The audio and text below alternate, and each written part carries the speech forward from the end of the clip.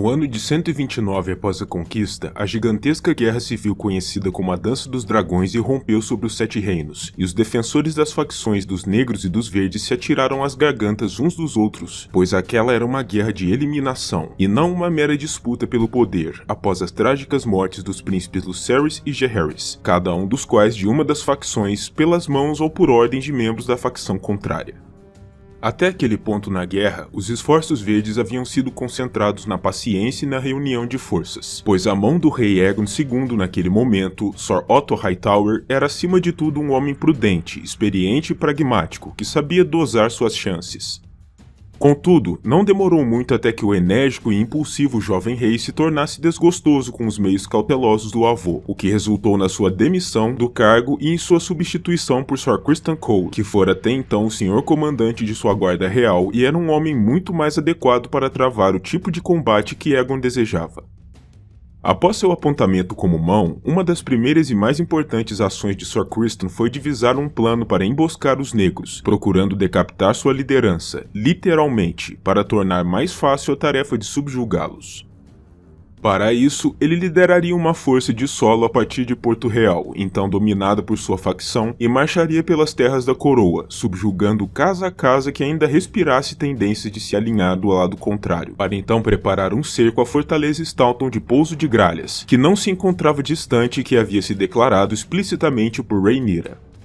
Sir Criston sabia bem que, sendo os Staunton apoiadores de sua facção, Rhaenyra não deixaria sem resposta um apelo por sua proteção, de modo que pretendia preparar uma ameaça real aos homens da casa para convencer a própria Rhaenyra a abandonar a relativa segurança de Pedra do Dragão e voar até lá, onde ela poderia ser emboscada por Aegon e seu irmão mais jovem Aemond, montados em suas criaturas aladas. Caso o plano tivesse sucesso, eles poderiam eliminar a pretendente negra ao trono de ferro de uma vez por todas, e então seria apenas uma questão de tempo até que a guerra chegasse a um final favorável. Para alcançar seu intuito, Sir Criston contava com cerca de 2.400 homens, divididos entre 100 cavaleiros, 500 homens de armas e cerca de 3 vezes esse número em mercenários contratados em Essos. Enquanto marchava, ele passou pelas fortalezas das casas Rosby e Stokeworth, cujos lords haviam sido recentemente juramentados a Aegon para evitar suas execuções em Porto Real, e Sir Criston os forçou a provar seu juramento adicionando suas forças ao seu exército, o que foi feito. Depois dessa adição, a Força Verde totalizava apenas um pouco menos do que 3.000 homens, quando atingiram a cidade-porto de Valdocaso. Esse importante ponto estratégico das Terras da Coroa ainda se encontrava alinhado aos negros, mas sendo pega completamente de surpresa pelo efetivo verde, a cidade caiu rapidamente perante os homens de Aegon e foi prontamente saqueada.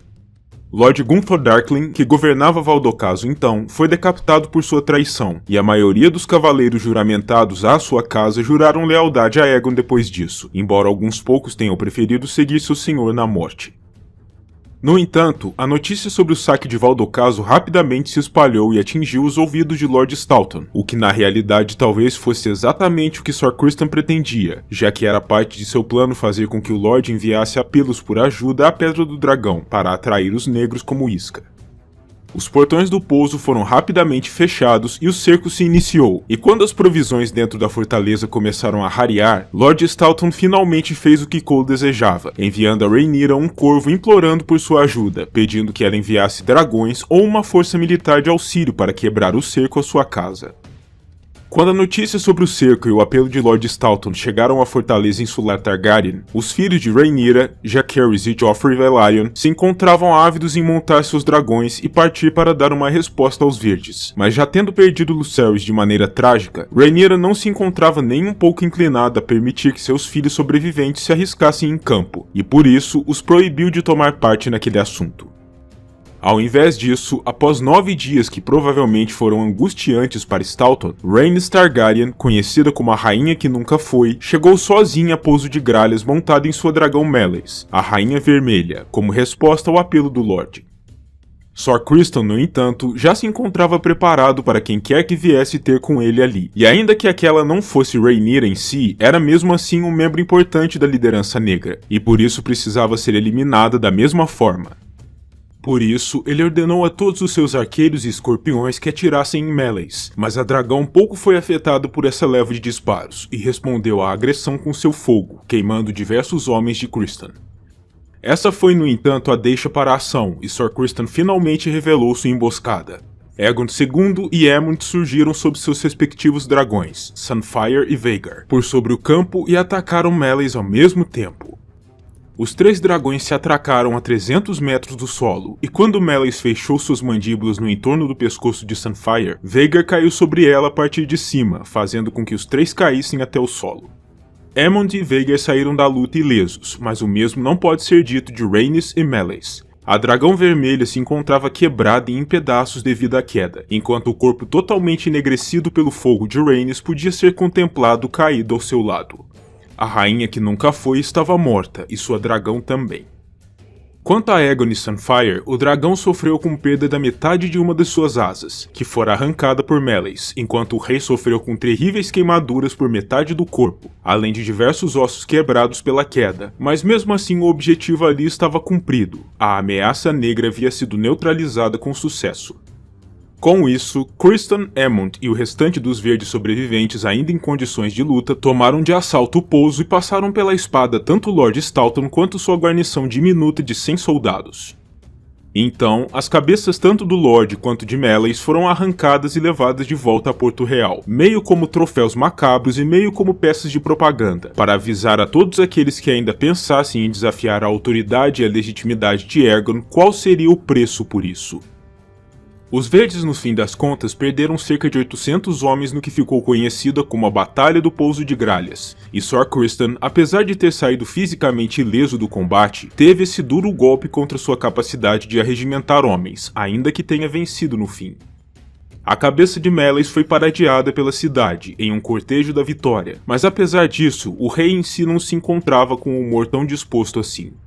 As queimaduras terríveis que ele contraiu na batalha o tornaram rapidamente viciado em doses altas do leite da papoula, tomado vezes e mais vezes para aliviar suas dores lancinantes. Enquanto seu irmão se recuperava, a posição de regente do reino recaiu sobre os ombros de Aemond, que se sentiu bastante à vontade nela, diga-se de passagem, até mesmo usando a coroa de Aegon e anunciando que ela lhe caía melhor do que ao irmão.